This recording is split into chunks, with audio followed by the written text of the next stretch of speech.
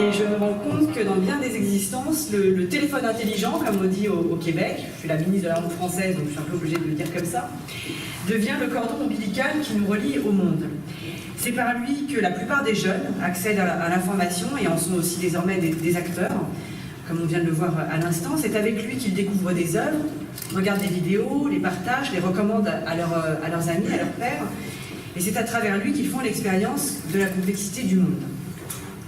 Ont-ils réellement les moyens de s'y retrouver dans cet espace saturé de signes et de sens? Ont-ils la possibilité de faire le tri entre ce qui est fiable et ce qui ne l'est pas, entre ce qui est futile, utile et ce qui est essentiel, entre ce qui est avéré et ce qui est fantasmé? Aujourd'hui, chacun doit pouvoir décrypter ce flot d'informations et d'émotions qui trop souvent nous submerge et qui, loin de nous éclairer, peut nous aveugler ou obscurcir notre jugement. Ces questions ne sont pas des questions secondaires. La mutation numérique est porteuse avec elle d'une mutation anthropologique majeure, comme l'humanité en a peu connu par le passé.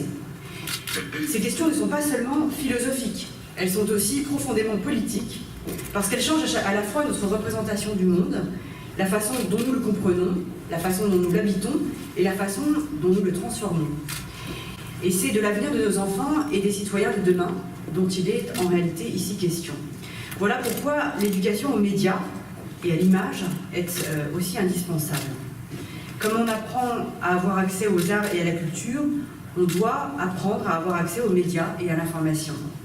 Voilà pourquoi, avec Najat Vallaud-Belkacem, nous en avons fait un enjeu essentiel, a fortiori dans la période que nous traversons. Dans une France qui restera marquée à jamais par cette année terrible, où la culture, où la liberté d'expression, où la liberté de la presse ont été prises pour cible, il est plus que jamais de notre responsabilité collective d'en faire partager la nécessité démocratique aux générations qui suivent. Dans une France meurtrie dans sa chair, où l'image des attentats s'est propagée à une si grande vitesse, où le sens de ces actes fut parfois difficile à saisir pour nos enfants et parfois difficilement soutenable, il est de notre responsabilité de leur donner les moyens de les analyser et de les comprendre. En particulier lorsque fleurissent les théories du complot ou les messages de propagande les plus insidieux et les plus dangereux. Pour relever ces défis, nous avons la chance de pouvoir compter sur les professionnels des médias qui partagent notre souci d'en éclairer le sens et le fonctionnement. Et je voudrais rendre hommage ici aujourd'hui à tous ceux qui s'investissent chaque jour dans ce combat passionnant, en particulier par le biais des réseaux associatifs.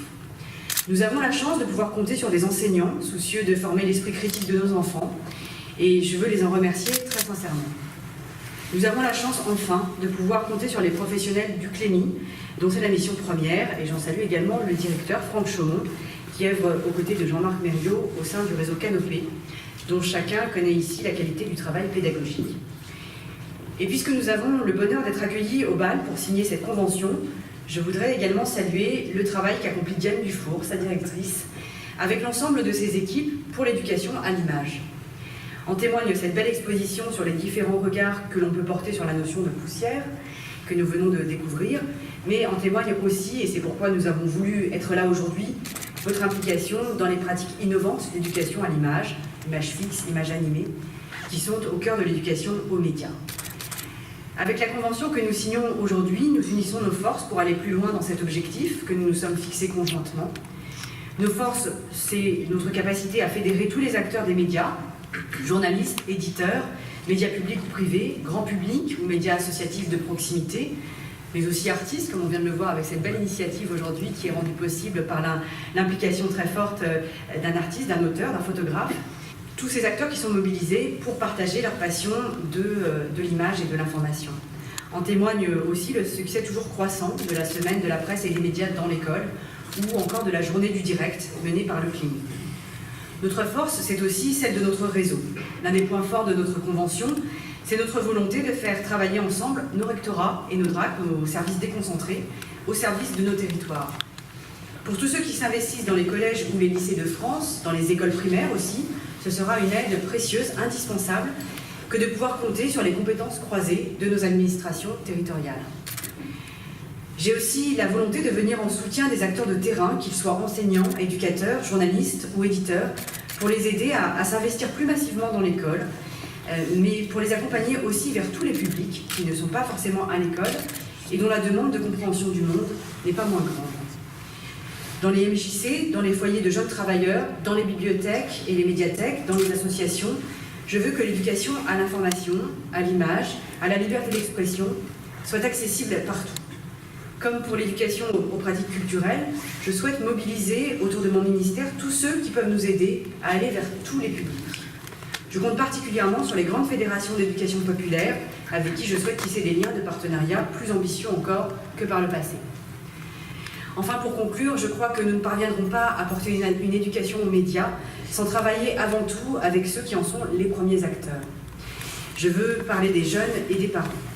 Des jeunes car c'est avec eux et en fonction de leurs usages que nous devons définir nos actions et certainement pas en cherchant à les faire rentrer dans un moule qui ne serait pas le leur.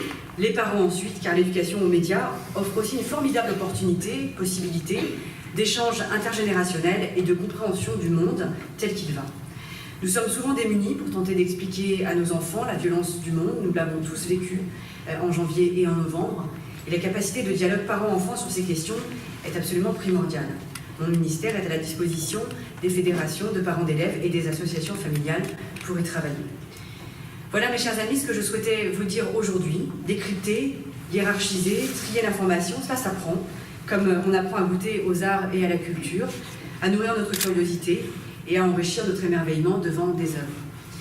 Tout cela est essentiel pour mieux comprendre, pour mieux agir, pour mieux inventer le monde de demain. Merci à tous d'y contribuer.